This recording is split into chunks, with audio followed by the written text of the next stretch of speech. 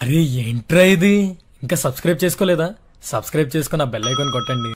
తెలంగాణ ఎంసెట్ 2024కి సంబంధించి బైపీసీ విద్యార్థులకి ఒక ఇంపార్టెంట్ అప్డేట్ అయితే రావడం జరిగింది. మన తెలంగాణ రాష్ట్రంలో బీఫార్మసీ మరియు PharmD, bachelor of architecture, bachelor of fine arts ఈ కోర్సుల్లో మనకి ఫీజులు అయితే ఇంక్రీజ్ చేయడం జరిగింది.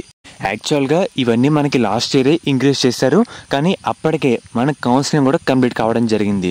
దాంతో కౌన్సిలింగ్ సమయంలో పెంచిన ఫీజులు వర్తింపైతే చేయలేదు, అంత పని చేయలేదు అన్నమాట.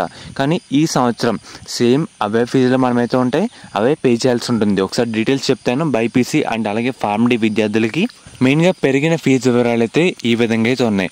మనకి ఫస్ట్ బీఫార్మసీ కోర్సుకి సంబంధించి టోటల్ 120 కళాశాలలో ఈ మన ఎంసెట్ కౌన్సిలింగ్ అయితే నెరవేరుస్తారు. మనకి మినిమం ఫీజు 45,000, మ్యాక్సిమం ఫీజు 1,10,000 అయితే కన్ఫర్మ్ చేయడం జరిగింది. అదే ఫార్మడీ కోర్సుకి సంబంధించి టోటల్ మనకి 68 కాలేజీలో కౌన్సిలింగ్ అయితే నెరవేరుస్తారు. టోటల్ మనకి మినిమం ఫీజు 55,000, మ్యాక్సిమం ఫీజు 1,25,000 అయితే కన్ఫర్మ్ చేయడం జరిగింది.